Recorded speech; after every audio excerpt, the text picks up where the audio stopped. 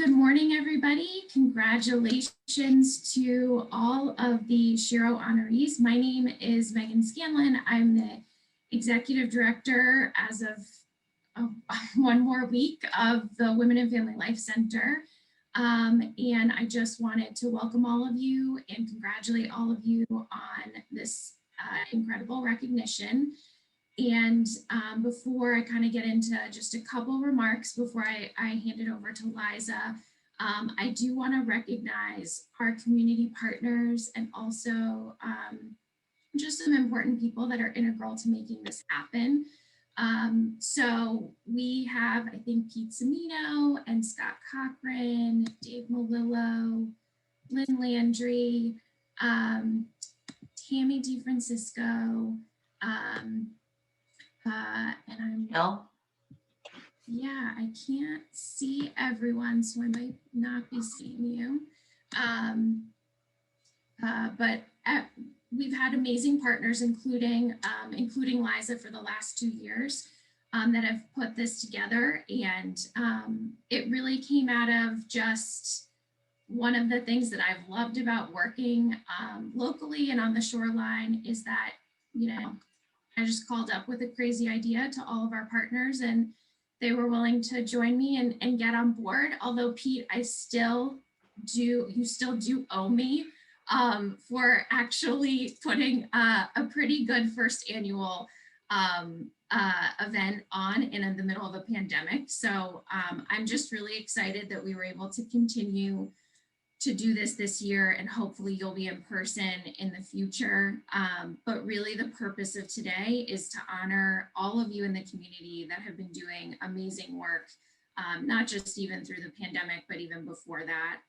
All of you have had incredibly interesting stories and backgrounds from the nominations that folks sent in, and it's just really inspiring and gratifying, I think, for everybody on this Zoom, but the community in general, to just see all of the things that are happening and all the individuals that are making it happen. There is a quote that that I carry with me, and it's actually by former President Kennedy, and I'm paraphrasing this, and he said, "One person can make a difference, and we all should try." And I think every single person on this Zoom and in the community is embodying sort of that mantra. And it's something that I think is really important and certainly something that I value. And I think Women and Family Life Center and all of our partners that put this together do value in the community. And my hope is that this continues to grow and that people are able to bring their daughters and their aunts and their family members and their mothers to this in person one day, so that it serves to just be a really inspiring event, so that the next generation continues to recognize that that they can do the hard thing, and that we all can do hard things. So so with that, I will hand it over to Liza. And the one thing I will say is if I could, I would send all of you this bracelet, but it's something that I do wear. And I think I mentioned it in the first annual, and it's something I think about when I've read the stories of all of you, is that you all have great, interesting, very diverse backgrounds that have brought you to the work that you're doing. And I think of all of you as your own hero, and I wear a bracelet that says she needed a hero, so that's what she became. And that's essentially what I think of all of you, and that's why we're honoring you, is because you saw a need in the community, or you were affected personally, or you went through your own adversity and you came out and said, what can I do to help others? And I think that's pretty incredible, and I congratulate all of you. And with that, I will hand it over to Liza. All right. Well, thank you, Megan. And thank you for the leadership that you've given to the Women and Family Life Center and to the Shoreline over the last 3 years at least. And we look forward to following your journey and being impacted by your work for the next chapter of your life. Well, I echo what Megan says. I just have been so excited for this event as I was last year, because for me, I just love to celebrate and lift up folks in the community who are doing work, often quietly and often, without any recognition. And I know that none of you are in it for the recognition, which makes it all the more special. And as I was, reading over the amazing bios that I have and that we'll be reading together, I was just struck by the diversity of the individuals. So we have youth, very young people, and we have our seasoned seniors. We have frontline workers, public servants, people who work in social justice, COVID survivors. And so particularly in what has been a really difficult year for everyone, I think it's really special and important to lift up your stories of the work that you have done over the last many years, but particularly during the COVID era, because you showed up and you made a real difference. And it's just an honor to be able to, just recognize your work.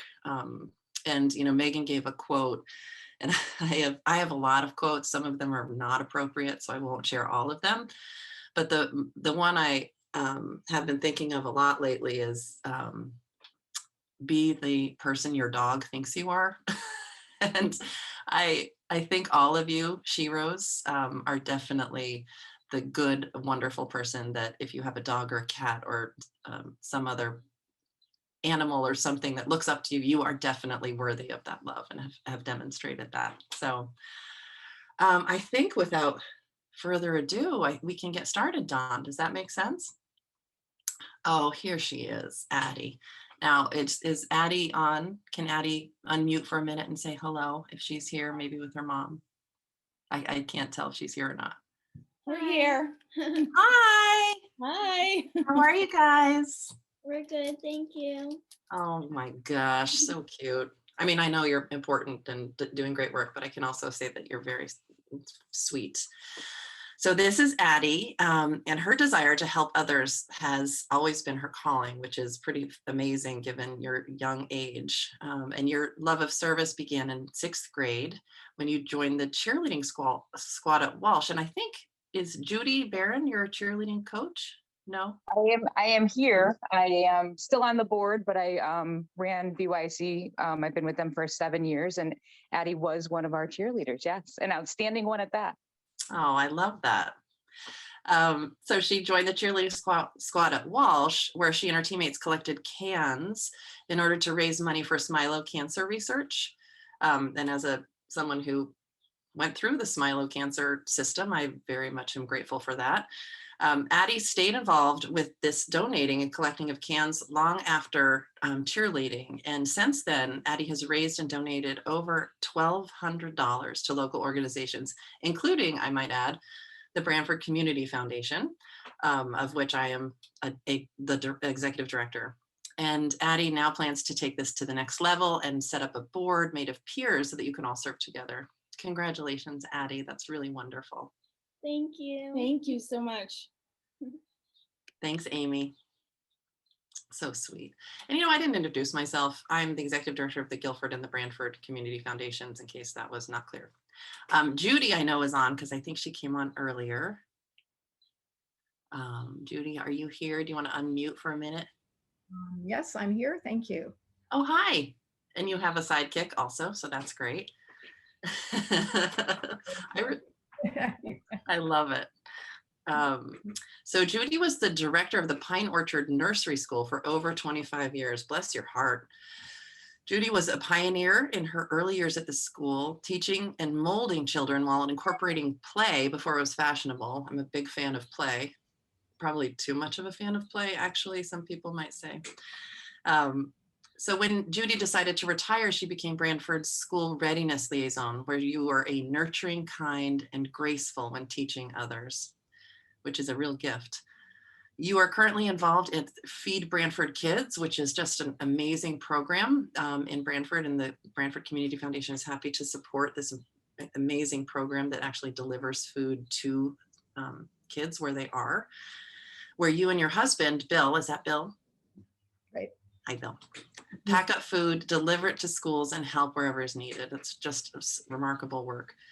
Judy has always been a champion when it comes to children and advocating for, loving, and cheering them on. Everyone in town knows you and loves you. And I particularly love advocacy for those who don't have a voice. And we know that children usually do not have a voice. So Judy, congratulations, well-deserved award. Thank you very much. This is so fun. Diane McNamara in Branford, are you on?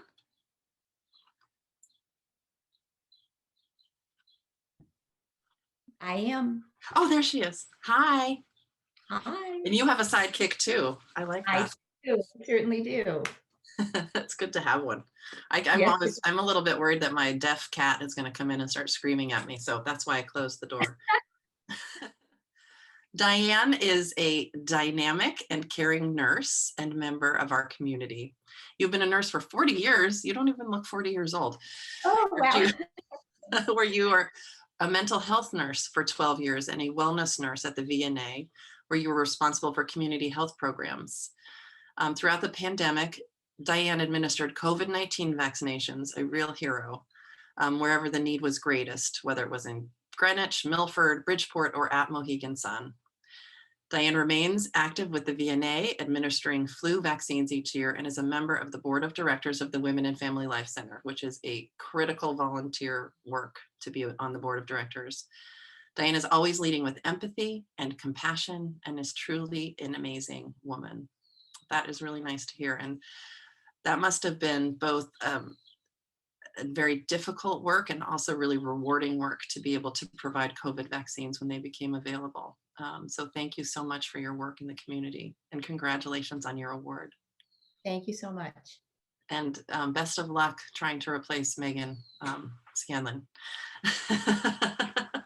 Sorry, Megan. Courtney Rosenberg, also from Branford. Courtney, are you on? Hi, good morning. Good morning. How are you? Good, how are you? Oh, and you have a sidekick too. I do. It's my daughter. Oh my goodness, you could be sisters. Trailblazer is a great description for Courtney. Your empathy and compassion for those in need shines daily.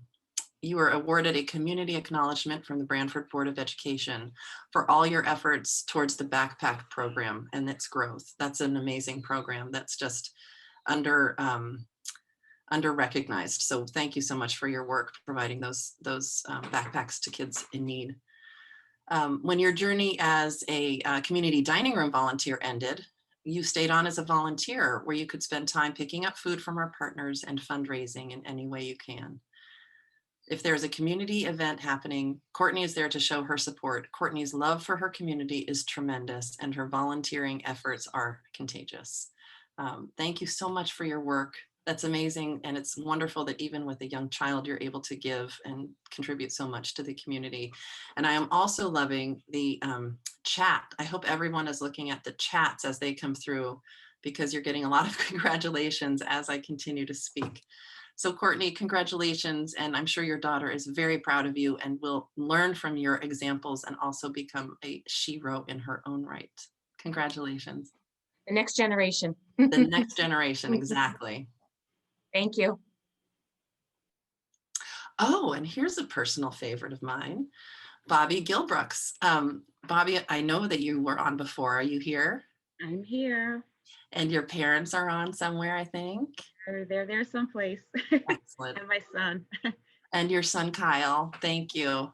Well, this is near and dear to me because Bobby is not only serves as the tax collector for the town of Branford. She actually was the first Black woman to run for office in Branford, which is surprising, and has deep roots in the town. In early June of 2020, Bobby spoke at the Black Lives Matter rally on the Branford Green in the wake of George Floyd's murder, and part of the social justice reckoning that our country is going through. And you gave so graciously and with vulnerability to share your story in Branford as a Black woman, with Lonnie, actually, who's on the call as well. And that was just an astounding thing to do, a brave thing to do. And we were also fortunate to hear your story and to continue to learn. And furthering that work, you are also part of Awakening to Change, that is a program through the Blackstone Library that is bringing programming about diversity, equity, and inclusion. Actually, Karen Jensen noted, Bobby has distinguished herself both by her groundbreaking position as the first Black female elected official in Branford and her willingness to speak so honestly and eloquently about her experience. And I would add to this that at the Branford Community Foundation, we are so very fortunate to have you serving on our board of directors. So it was an honor to nominate you, and congratulations, Bobby.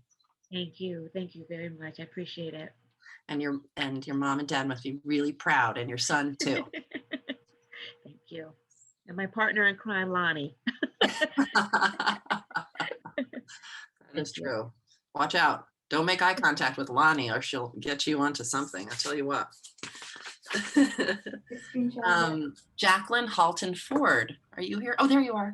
Yes, I am. Oh, I love your top. It's so nice and colorful. Thank you. So, me being inappropriate again. I love this. If you were to mix leadership, compassion, hard work, empathy, and tenacity, those are fabulous qualities, you would begin to understand who Jackie Halton Ford is. Without effort or intention, volunteers often flock to Jackie's side because of your positive aura. Jackie has been a huge advocate for abused children, working with both birth families and foster families. Currently, Jackie volunteers her time as a board member at the Orchard House Medical Adult Daycare Center, also known as just the Orchard House, and the Peace Center of Connecticut Incorporated. Those are two phenomenal organizations that serve the underrepresented and those most at risk. It's wonderful work. And thank goodness they have volunteers like you in order to propel those missions forward. Jackie strives to help others in need and inspires others to follow in making the world a better place. Now, it's one thing to be a dedicated and hardworking volunteer. It's an entirely other thing to have like a positive aura. I think many people just have one or the other. So to have that combination is pretty astounding. Congratulations. Thank you very much. And now we're moving to Clinton. Oh my gosh, look at these beautiful pictures. Do we have Vanessa Horan, Francesca Tino, and Haley Baldwin with us? And I hope I didn't kill their names. I don't think so. I don't know that. Oh, we don't. Okay. Yeah. Well, I'm going to read about them anyway, because they're pretty amazing. And I think, you know, these are high school students who, in the course of COVID, when there was so much concern raised about mental health, and particularly the mental health of students in school. I have a child who is, well, it's hard to call him a child because he's a giant, but anyway, he's in high school, and I know that he and his friends have struggled. And so the work that these three did at the Morgan School in Clinton, they responded to that concern for mental health, and they sent a letter to their administration, and they got the attention of nearly everyone in town, and it was featured in the local paper, and they met with administrators, and they were able to do some real work, make some real accomplishments. They were able to cancel midterm exams because honestly, if you saw your child working remotely over the course of this year, it was just really hard to understand how they could possibly do so much learning in these kind of extreme situations. They instituted something called Wellness Wednesdays, which was clubs, creative workshops, and other activities. And they just did it to look out for their friends and peers. And they spoke with truth and power and got results. And Carrie Allen says in the chat, their letter was a thoughtful and powerful one. So that's really, so congratulations to them wherever they are. I'm sure they're probably off trailblazing somewhere. So wonderful example of youth and the next generation. Still in Clinton, Bianca Arias, are you with us?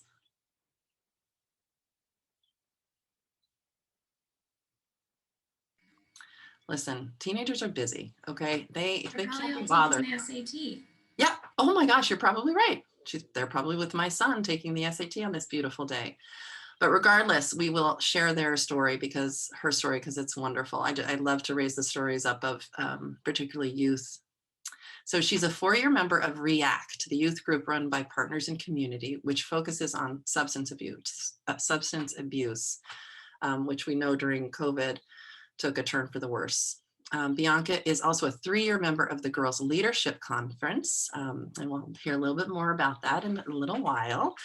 Co-run by Guilford Youth and Family Services and Shoreline Girls United. She's also a 3-year peer advocate, a collaboration between Clinton Human Services and Morgan High School, where she attended trainings for critical teen issues and served as a youth facilitator for new recruits. When she turned 18, Bianca was trained to become a certified instructor in suicide prevention and is now the youngest QPR instructor in the state of Connecticut and is helping to facilitate trainings. And I will say that it's important to have a youth voice in those times of need, particularly if you are a youth, to know that you're not alone and you're not the only one who has struggled with that. So Bianca, wherever you are, good luck on the SAT and congratulations. Still in Clinton. Oh, I love this one with the purple flowers that I can't ever remember, but just remind me so much of the O and Ego. Carrie Allen, are you with us? I am. Thank you for having me. Hi, Carrie. How are you? I am good. Good. This is a really cool initiative. I love this sort of town pride. Carrie has been increasing pride in Clinton by highlighting any and all cool things about this small coastal town via her Facebook page. And I wonder if you've highlighted the young women we just talked about. Her Facebook page is Celebrate Clinton. Each week, Carrie finds new people, places, and events to celebrate. I love that. Carrie has also become the unofficial mayor of Clinton, all the glory, none of the responsibility, as she makes her mission to know everyone and everything going on. She also likes to connect people from the community wherever possible. And last summer, Carrie coordinated an experience for local campers who are visiting a community garden. Carrie is essential to the town of Clinton in so many ways. I just love that. I really do. Now I have to go follow your page, even though I don't live in Clinton. Well done. Congratulations for lifting up your beautiful town. Thank you to you, and thank you to everybody who finds this important. Excellent. I'm also loving I hope that you are reading the chats. It's very sweet. Congratulations to the mayor of Clinton.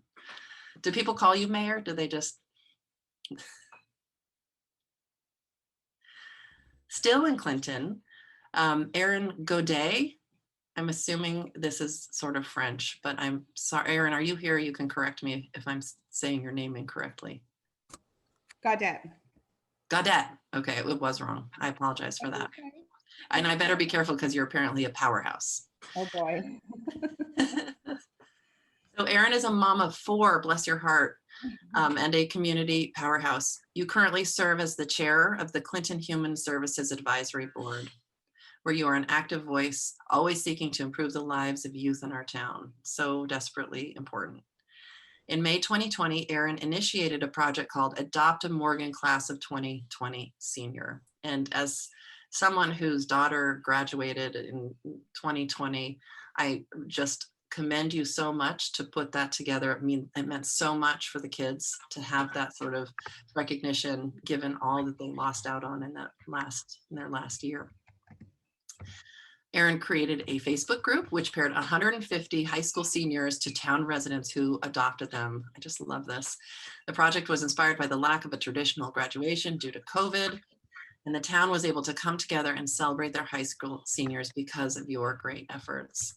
Thank you, and thank you for that. It's really wonderful, and it stepped into a need and really made a difference in students' lives and in their families' lives. So congratulations, Erin. Thank you so much. Still in Clinton. Jane Scully Welch, are you here? Even if you're not here, I'm going to talk about you. I don't think she is, but she is an amazing, amazing woman. And I just want to say, I hope I grow up to be like her because she's awesome. Well, she's obviously a queen. She's wearing a tiara in this picture, so she's probably out among her minions. Jane is a cheerleader and champion for her town. Her motivation, boundless energy stems from a love of Clinton and the people she calls her neighbors and friends. So I suspect she and Carrie are very close. Jane and currently serves, Jane isn't involved in organizing beach cleanups and town cleanups, beautification efforts, and serves as a volunteer during referendums and voting events. That's brave work. Jane currently serves as a member of the Clinton Human Services Advisory Board, and I guess that's along with Erin, and has been a longtime supporter of Clinton Social Services programs that help income-eligible individuals. Jane's donations, time, and energy are greatly appreciated. So wherever you are, Jane, maybe you're doing the proctor for the SAT with the other youth. Congratulations. And Dave Malillo, my friend Dave, says that Jane is a pillar of the community. And now we're moving into Guilford. Something near and dear to my heart are the teachers who have done so much during COVID to keep their students engaged, to find creative ways to get education going. So I loved reading about Kathy Wilson. I don't want to say ramen. Is it ramen? Kathy, are you here? You can correct me. Yes, I'm here. I think it's Ramin. Ramin. There's an E. Ramin. Excellent. Kathy you are very passionate about everything you do. You love your job as an art teacher in New Haven, but as we know, this year has been particularly difficult when teaching remote learning, and the New Haven schools were remote, I think, most of the year and for a long time. And so with your creative mind and your kind heart, you made kits, art kits, I assume, and delivered them to your students in New Haven.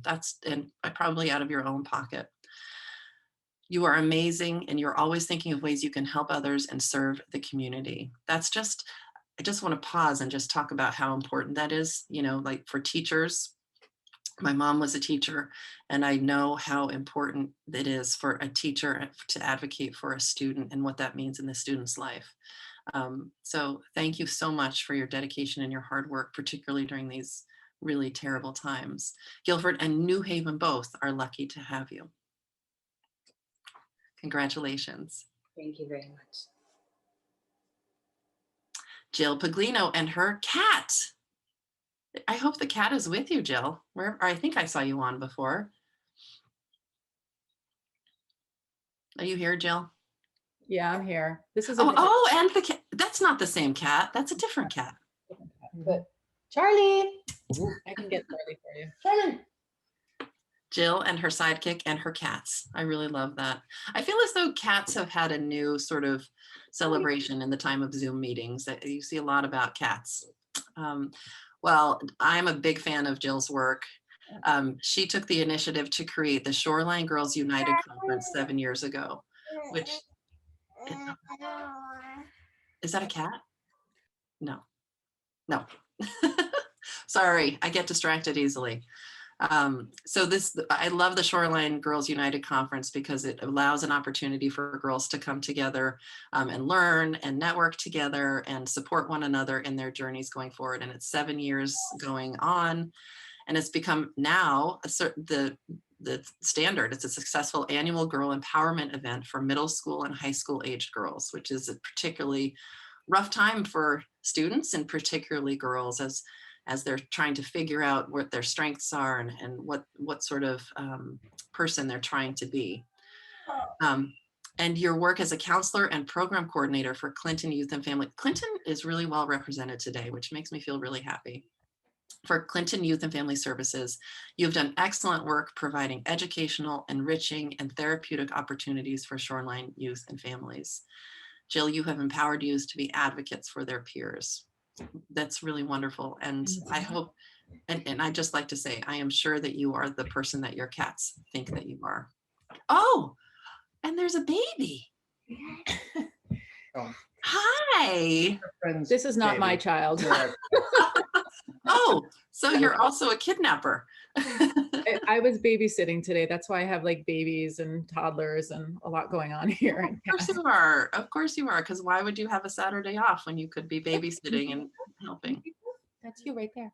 And I love the comments in the chat. Jill is an excellent programmer with Youth and Family Services. Clinton kids are lucky to have her. Dave says, I have the good fortune to work with Jill and she is awesome. Aw. Bianca, congrats, Jill.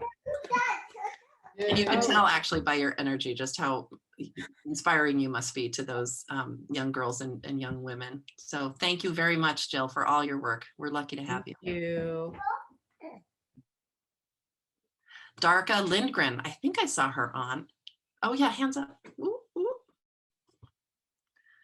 Darka, are you here? I'm here. Hello. Oh, another sidekick. I love these sidekicks. Yep, that's my husband. Oh, husbands are very important. He's my support guy. What'd you say? He's my support guy. Oh, that's wonderful. Well, he's lucky to have you. Darka is a lifelong resident. What'd you say? Absolutely. Oh. Darka is a lifelong resident of Guilford who works for the health department, important job this year, and the Guilford Fire Department as an EMT. That's wonderful. Darka, and I assume that's a volunteer job, but it might be paid. Yes. I hope it's paid. Okay, good. No, no, it's volunteer. It's volunteer. Okay, so an EMT who goes to people's houses and is the first line of support, volunteer. That's amazing. I have EMTs in my family, both my brother and others.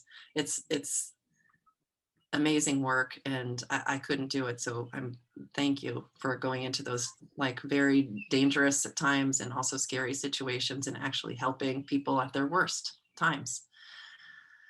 Oh, and in addition to that, you helped numerous residents that were unable to register for the vaccine and helped give them information when they needed to stay safe and well. And I will say that Guilford has one of the highest vaccine rates in the state. So thank you, Darka, for helping that happen. Darka is always willing to praise other employees who work for the town while downplaying her instrumental role and commitment to the town. That sounds like you're an ideal team player. Darka, congratulations, and thank you for all you do for Guilford. Thank you. I enjoy doing everything I do. I have to tell you, today is our 17-year anniversary, and I knew more than 17 years ago how amazing she was. So that's why we're here today. Congratulations. Oh my goodness. This is the best day. I love this day. Congratulations. Thank you. Thank you, everybody. And here's to 17 more. Yep. And now we're moving to Tammy Ulbrich in Guilford. Tammy, are you here? Yes. Nice to see you today. Hi, how are you? Good, good. Thank you so much for this award. Well, it's well-deserved. So Tammy inspires leaders.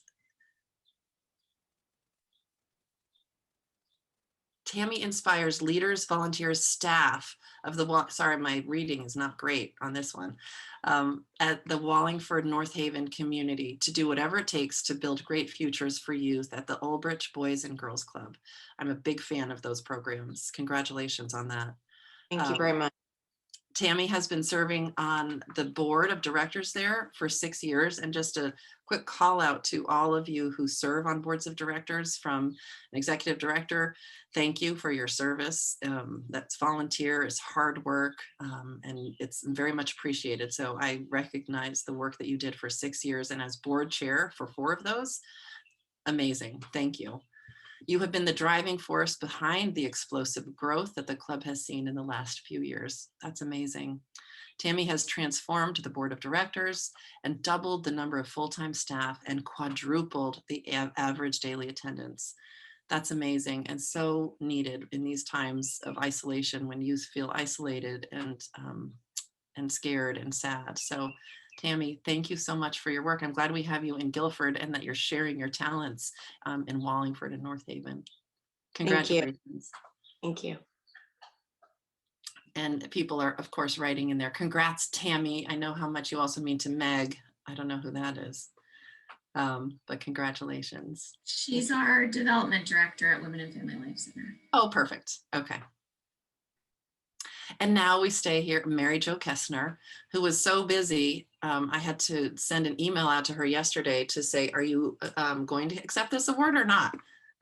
So and then she said, of course I am. I just haven't gotten to the email yet. So MJ, are you on? Is she on here somewhere? She shared that she might be traveling. Okay, that makes sense because she has two sons who are very active in soccer and is probably playing a soccer game somewhere. Well, I nominated Right. Mary Jo. I am here. I'm sorry. You're here. Great. Yay! Hi. It's so nice to have you. Sorry I threw you under the bus, but not sorry. My son got his second COVID shot yesterday and was sick, so I don't have to drive to Rhode Island. Oh my gosh. A parenting win. Yes. Well, I nominated MJ.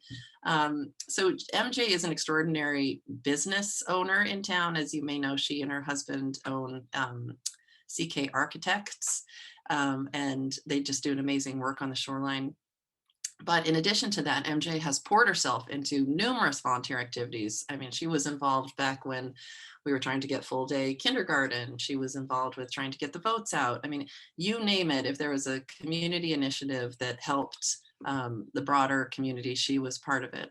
I nominated her particularly this year because she has been, since 2012, a key force behind the work to provide affordable housing and a diversity of housing in Guilford.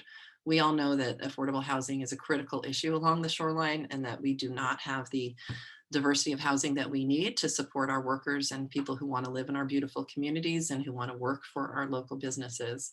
And Mary Jo was on our board of directors at the Guilford Foundation when we dipped our toe into the water of trying to address this issue and make it work. And she continued to lead that.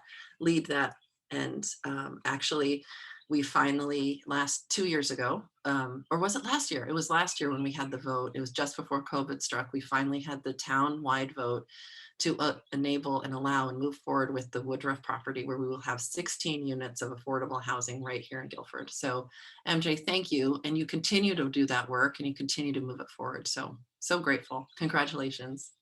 Thank you. And Dawn, I realize I am so behind schedule. I'm really sorry, but I'm not going to slow down because these ladies are, I'm not going to speed up because these ladies are wonderful. Lorna Steele, hi. Hello. I just have to call out, I think, Lorna, I think you hail from Scotland. So I just want to call out your, what's that, Scottish? I'm not thinking, it's plaid, but it's not the right term. Oh, the tartan. Yes, the tartan. Yes. So I like that you represent that. So Lorna is a Guilford resident and a nurse at the Hartford Hospital who has worked tirelessly through the COVID pandemic. So a frontline worker, putting your life at risk and on the line in order to protect us and serve us. From COVID's onset, Lorna has been on the front line working long hours while saving the lives of numerous Connecticut residents. In addition, Lorna has inoculated 2,000 people with the COVID vaccine. And as I said earlier, thank you. That's really amazing. And it must have both been a hard job, but also something that provided you, hopefully, with some level of satisfaction that you were actually making a real difference. And the chats are just blowing up with people who are just congratulating you. Thank you so much. And as if saving people from COVID wasn't enough, Lorna is part of the Hartford Hospital transplant team. And you have also been a strong advocate for Guilford schools, students, and parents. Your kindness, energy, and compassion show no bounds. Congratulations, Lorna, very well deserved. Thank you all very much. Oh, who's this? Megan? Scanlon? Meg? Is it Megan? I don't know. Am I saying that right? I don't know. She has long hair. I don't know, but I'm here. Hi. This is very well deserved. And I can just say this from the heart. You are dynamic, selfless, and a consummate professional. That is really true. Even when I try to make you break character. who works tirelessly to support women and families in need. As Executive Director of the Women and Family Life Center, Megan has an admirable dedication to serve. I think it's more than admirable. I think it's inspirational, and is always looking for new opportunities to improve. In March 2020, Megan anticipated that many of the participants and clients at Women and Family Life Center would struggle financially through the pandemic. And as a result, she and I got on a phone call together and hatched this crazy plan of providing emergency financial assistance. And there was never any hesitation. There was never any doubt. It was just, how do we do this so we can ensure that our clients are taken care of and the people in need are taken care of. And from that phone call where we were like, well, let's try to raise $20,000 in Guilford and in Branford. In Guilford, we ended up raising $160,000, and in Branford, we ended up raising over $200,000. So from that phone call, Megan, it was amazing to actually see you in action and see you and your team do the work to really make a difference in a really terrible time. And through that, I think the gravitas and the importance of the Women and Family Life Center and its need and its critical services in the community has really been amplified. So thank you for your work. We will miss you, and we will also look forward to what your next steps will bring.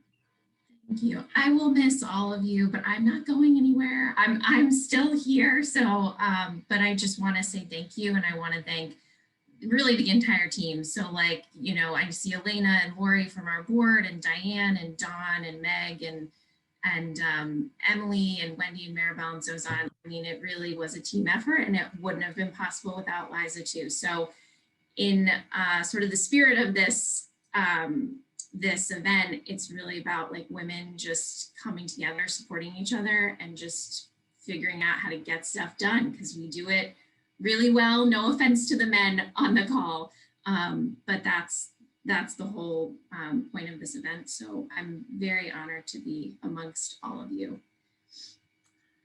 Well, forgive my language, but as Tina Fey says, bitches get stuff done. Sorry, I apologize. That is my mantra, yeah. Congratulations, Megan. Barbara Kenny from Guilford. Are you here, Barbara?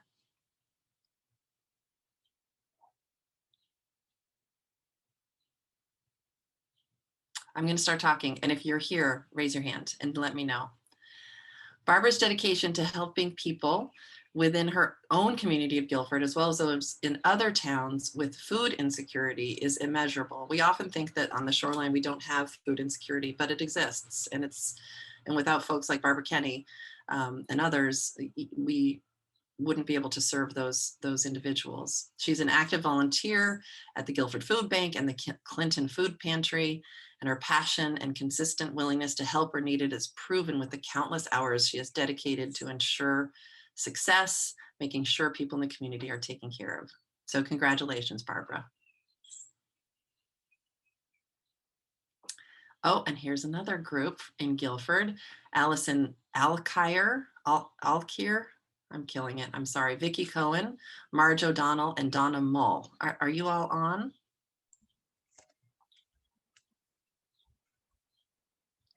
So these four dynamic women, one of whom is sideways, but that's okay, she still looks beautiful, have been exceptional volunteers at the Guilford Food Bank during this unprecedented pandemic period.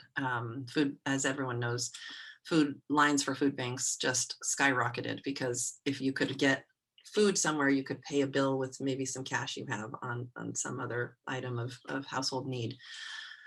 All five of these women, I think there are only four. Sorry, Don, I think that meant four of these women stepped up to the plate and were willing to help out whenever was needed. Any task asked of them, they would have a smile on their face and accomplish more than they were asked to do. And with their help, the food bank continues to run smoothly and efficiently.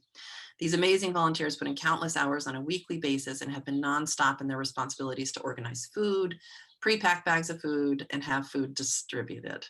So congratulations to these four. Thank you. Oh, are you here? Donna. Hi, Donna. Thank you, Donna. You're very welcome.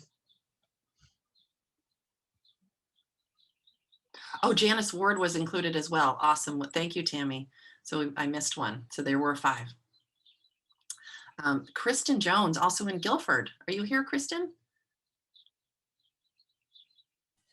I'm here. Hi. I can't start my video. That's no but I problem. Kristen far exceeds expectations in whatever leadership role she takes on. In 2011, so 10 years ago, Chris applied to be a volunteer of the Guilford Food Bank, and during this time, her energy and commitment showed weekly. She's often the first one to offer to fill in a task at the Guilford Food Bank when a volunteer calls out or when more helping hands are needed. That's really remarkable to have that instant response. Chris is the first one in the office, always looking to improve efficiencies and never shies away from a project. Not only is Kristen's commitment to her community inspiring, she is also raising her triplets in her footsteps. Bless your heart. That is a lot of babies at once. It is. There's a lot of teenagers right now. Oh, teenagers even some ways worse. Well, that's wonderful that they have you as an example of giving back into the community to those most in need. Kristen, thank you so much for your work. Thank you. And I'm surprised that one of your teenagers couldn't help you put on your video, but I'm not judging. I'm just, that's what they're 18. They're all on ballot. Prom was yesterday. So it's, they're gone. Well, congratulations. Thank you. And now we're moving into Madison, or as we like to say in Guilford, East Guilford. So Heather Noblin, are you here? Good morning. Good morning. Am I saying your name correctly? Yes. Oh, good. I love your glasses. Thank you. Heather is the Assistant Director of the Madison Senior Center. You have been a champion for the senior residents of Madison, working tirelessly to help each individual who needs assistance. And I know that Madison's work with seniors is actually regularly looked upon for inspiration and guidance in our work. Heather, you solve a wide variety of problems, which include financial, social, educational, recreational, and medical issues. You have a wealth of knowledge and a unique ability to exactly pinpoint problems that you go on to fix. And you also serve on the Madison Affordable Housing Plan Advisory Committee. I encourage you to get to know MJ Kessner. Heather has contributed more to our community than one can measure. And I think it's hard to downplay, it's hard to put into words how important it is to help our senior citizens who also are disenfranchised and often can't advocate for themselves and are sometimes pushed to the side. And as many of us have elderly parents, knowing that there's someone there to help them when they're in their most needed times is just a comfort. So thank you for your work, Heather. We're lucky to have you.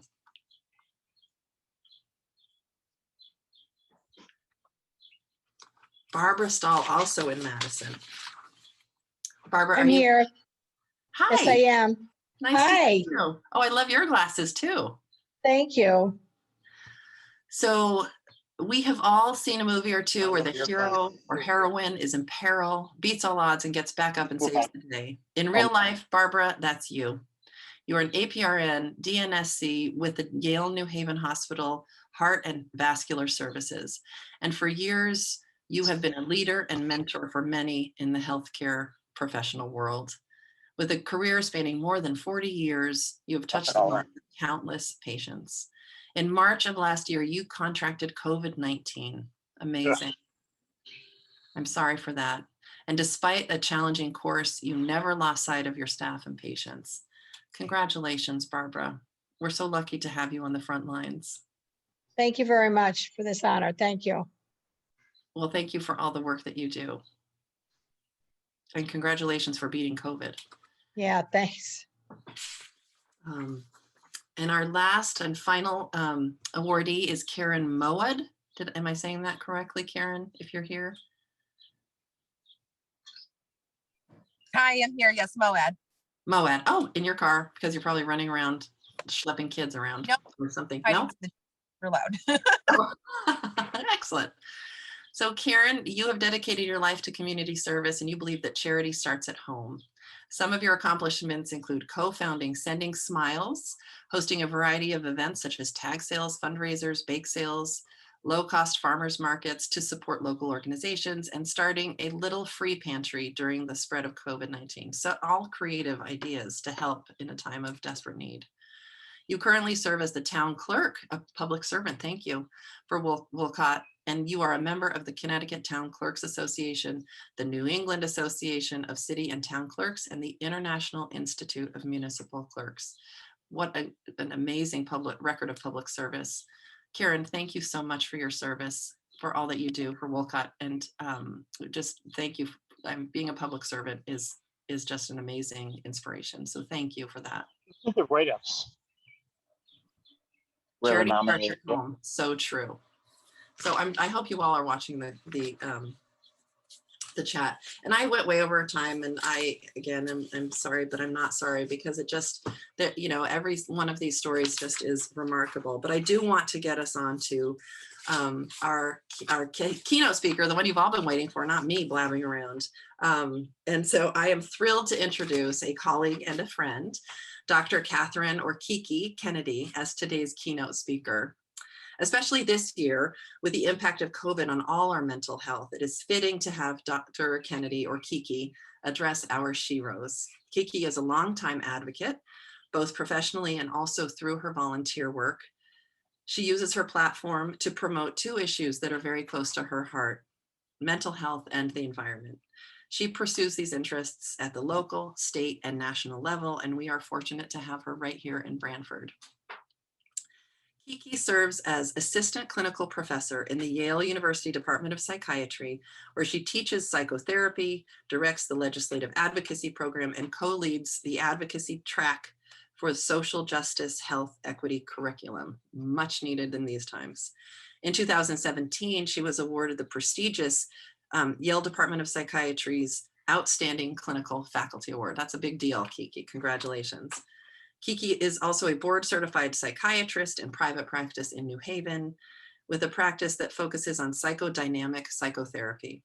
She is also the chair of the Council on Advocacy and Government Relations for the American Psychiatric Association, and has presented at numerous national conferences and published on advocacy, psychotherapy, and supervision, including her most recent book, A Psychiatrist's Guide to Advocacy, which was just published in April 2020. She serves on several nonprofit boards, I can attest to that, and resides in Branford with her husband. You may have heard of him, former Senator State Ted Kennedy Jr. And they have 2 adult children and 2 aging cats. So Kiki, I'm going to turn it over to you, and I will mute. So Kiki is going to speak for about 10 minutes.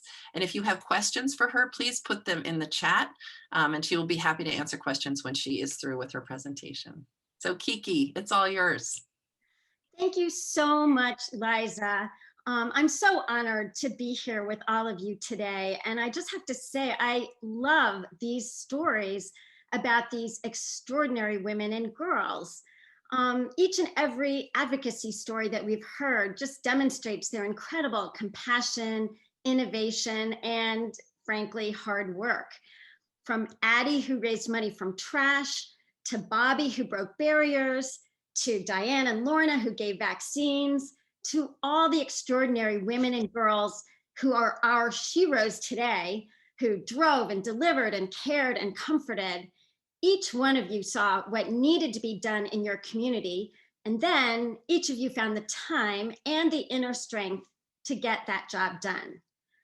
You know, we've all been challenged by this past year, and that's why this year's SHEros are truly extraordinary. After this year of painful loss, illness, and loneliness, a year of challenge where some of us had to push ourselves just to get through the day, these women and girls did more. They actually seemed to thrive. They found ways to create new connections to their communities and support their communities. They've all stepped up during this dark, lonely, and frightening year to bring light, food, friendship, and make a positive difference in people's lives. So you may have noticed that I called all of these wonderful vignettes that we just heard advocacy stories. So let's just talk about that. To me, an advocacy story is when you identify a problem, figure out what a good solution might be, and then work with your community to fix it. We all have advocacy stories, and I'm sure that every one of you here watching on Zoom today has noticed a problem, figured out a solution, and worked with others, your friends, family members, coworkers, neighbors, to make that solution happen. I really love hearing advocacy stories, and I wish we were all together in one room and I could ask each of you to share yours. But for now, I'm going to share my advocacy story with you. So here goes. Once upon a time, 20 years ago, a giant energy corporation wanted to dig a natural gas pipeline across Branford and through a precious Connecticut resource, Long Island Sound. That pipeline would have devastated many fragile ecosystems above the land and below the sea in order to lay the pipeline. So I saw that as a big problem. And pretty quickly, I realized the solution. And actually, I just want to say, in most advocacy stories, finding a solution can be the most challenging part. But here it was easy. Stop the pipeline. Don't let that pipeline get built. So it was the next part for me that was the hard part. Finding and bringing together the community who also wanted to stop the pipeline. And then together, figuring out what we had to do to stop it. I was told more than once that our group had a snowball's chance in, well, a hot place. But despite those warnings, we organized our Shoreline community, turned out thousands of people at dozens of public hearings, and activated our elected officials. And here I want to really give big shout outs to Senator Richard Blumenthal and Representative Rosa DeLauro. And we won critical court decisions so that after 7 years of fighting, we stopped the pipeline. In fact, that was the first time in US history that an interstate natural gas pipeline that had received approval from the Federal Energy Regulatory Commission had ever been stopped. So that's my advocacy story. Well, actually, that's just chapter 1, but since then I've written a few more, but I don't want to talk about them. I want to talk about how each and every one here on the Zoom today can write your own advocacy story. And for that, let's take another look at how today's extraordinary SHEros have written the chapters in their advocacy stories. What's their secret? I'll offer this observation. Each SHEro, in the course of their ordinary day-to-day lives, identified a problem within their community, say food insecurity, lack of school supplies, loneliness, and then went above and beyond to find a solution and work with their community to make that solution happen. Deliver food, donate backpacks, hold Wellness Wednesdays. These women and girls are extraordinary. But let's just stop and take a look at that word, extraordinary, for a second. It's actually composed of 2 other words, extra and ordinary, which when combined create extraordinary. So to me, that means that our SHEros, in the course of their ordinary daily activities, are going the extra mile. They're doing extra to make a difference in their communities. Whether they're going above and beyond in their professional lives, like Roberta, Barbara, Lorna, Darka, Karen, Megan, and Mary Jo, or going above and beyond in their volunteer lives to help with food, like Allison, Marge, Vicky, Donna, Courtney, Janice, Barbara, and Kristen, or mental health needs like Vanessa, Francesca, Haley, and Bianca, or youth needs like Tammy, Jill, Jackie, and Aaron, or senior needs like Heather, or they just pitched in and did whatever their community needed, like Carrie and Jane. Each one looked outside to see what was missing. And they also looked inside themselves to find that compassion, ingenuity, and perseverance to stretch themselves a bit further to make a difference for others and their community. They pushed themselves, They push the envelope. Little steps can yield big rewards. In fact, women and girls have been going the extra mile in their ordinary lives forever. Sometimes these actions can lead to extraordinary change. Consider these two SHEros. In 1955, in Alabama, Rosa Parks did an ordinary act, sitting on a bus. And yet she did that in an extraordinary way to help ignite the civil rights movement. Then in 1960, in Louisiana, Ruby Bridges, only 6 years old, did an ordinary act, walked into a school building, but she began the movement to desegregate Southern schools. So when women and girls do ordinary things in extraordinary ways, they can change the world. So how do we begin to make the ordinary actions we do every day extraordinary? How do we begin to figure out how to go that extra mile? Here's what I'll suggest.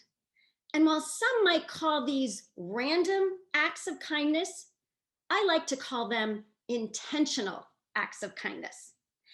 Sometimes it can be just letting someone go in front of you in line who only has a few items, or when you're asked at the checkout to round up your grocery bill to make a charitable donation, do it if you can. Or smile at the cashier when you hand them your card, or hold open the door when you see someone struggling with their bags. Sometimes it can just be opening that email that you might tend to ignore and then doing what it says. Sign up for a beach cleanup, add your name to that petition, phone your elected official. Sometimes it's just pushing yourself to find that extra bit of energy to be there for someone who needs you. Listen to them. Don't expect anything in return. Be encouraging, be kind, be present. Be there for someone when they need you. That can be the greatest gift you can give. Just ask yourself, what's needed here? How can I help? How can I do more? And here's one last secret that I've discovered about the benefits of volunteering and going the extra mile. When you help your community, you're really helping yourself. When you help others, you discover parts of yourself that you didn't even know were there. By helping others to find their potential, like teachers Kathy and Judy, you discover your own untapped potential. When we find what we didn't know we had, when we discover new capacities in ourselves that we didn't know existed, that can be incredible. How amazing that by engaging more deeply with others, we may find we can engage more deeply with ourselves. And so today, we celebrate these extraordinary women and girls. To all of today's wonderful SHEros, I cannot wait to see the next chapter of your advocacy story. And to everyone else here today, I hope that you will reflect on your ordinary daily activities. Figure out how to use your strengths to make a difference. Consider what you care about. Consider what you can do at this moment to go the extra mile to practice intentional acts of kindness. Take that step. Start writing your advocacy story. Be extraordinary. Be intentional about being kind, because you're the SHEro of your advocacy story.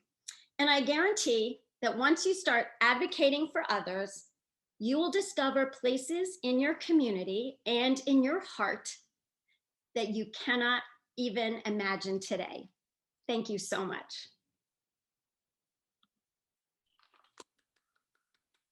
Kiki, thank you so much. I think you need to branch out from your publicity or your publishing in psychiatry to do some inspirational. That's wonderful. I love the idea of ordinary acts being extraordinary.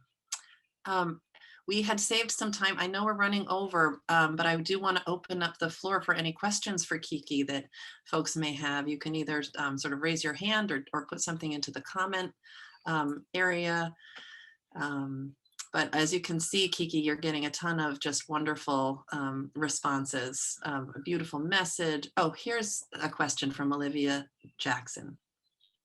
Before you became a doctor, do you remember one SHEro act? Wow, that's taken me back many, many years, and I'm not going to tell you how many years.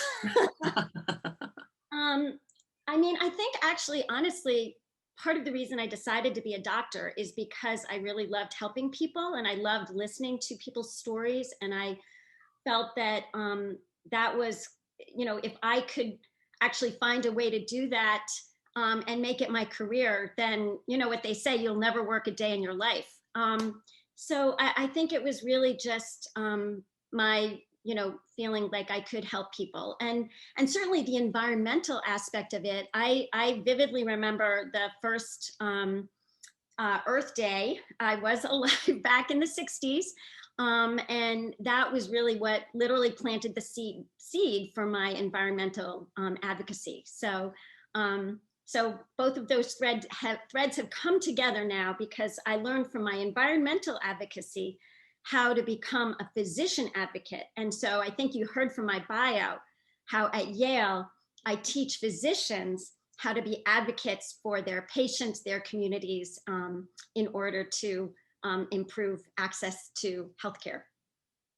That's wonderful. And I love that that was from one of our youngest participants on today's call, Miss Olivia Jackson.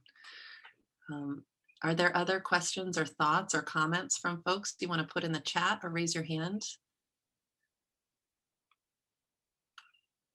If not, I do have one question, and then I will release myself from my job of keeping the session going longer than it should, because I love it. I'm being very selfish.